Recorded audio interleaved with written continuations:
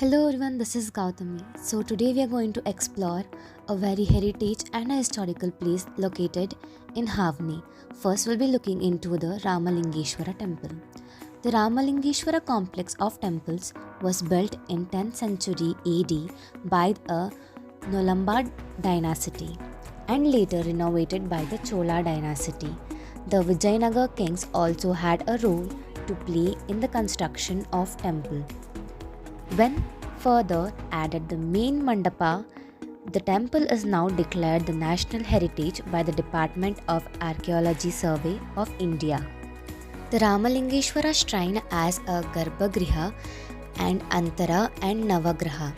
It is in the center of the courtyard and it is main part of complex. The pillars of Navagraha are ornate and have a beautiful carvings. This linga was supposed to be established by Sri Rama itself.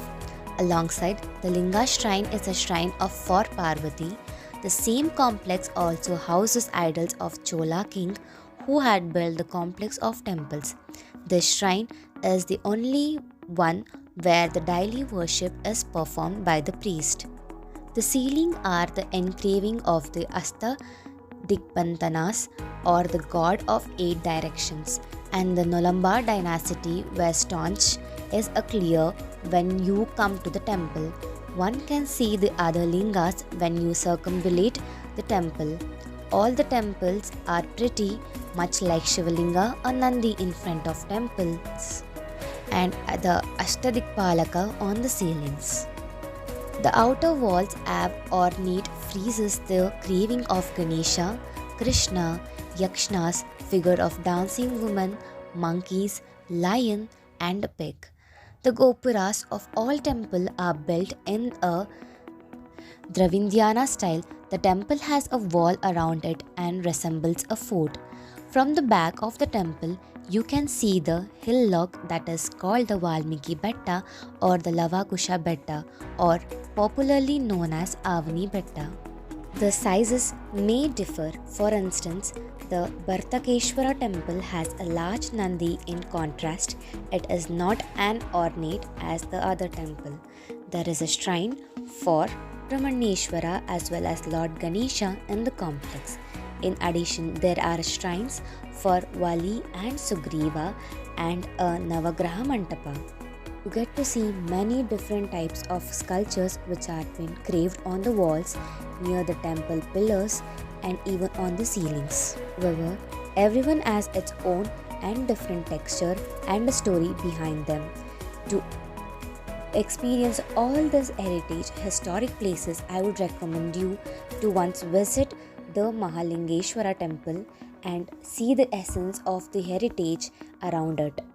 You also get to see few writings on the wall of around the temple which are being depicted and engraved on the walls of temple and around it. You can also see the heritage and the culture which are being engraved on the temple gopuras.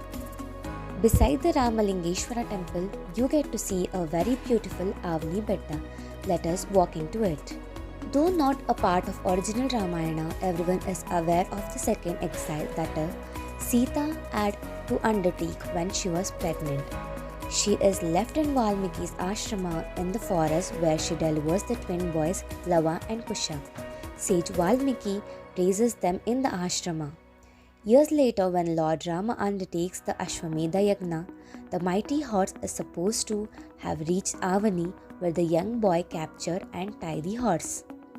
The Ashwamedha Yagna is a grandest of the Vedic religions of ancient India performed by the king to establish a supremacy. Rama's army fight with Lavakusha to release the horse, but it is unsuccessful to rein in the boys. You get to see all this in the Avani Betta. You can feel yourself the ashrama of Valmiki. You get to see the Sita Mata where she lived her life for few years over there. You get to see the children's pond where they used to play, Lava and Kushas. You also get to see the mark of the horse, that is Ashwamedha, and you also resemble all this heritage place with a very peaceful mind with a view.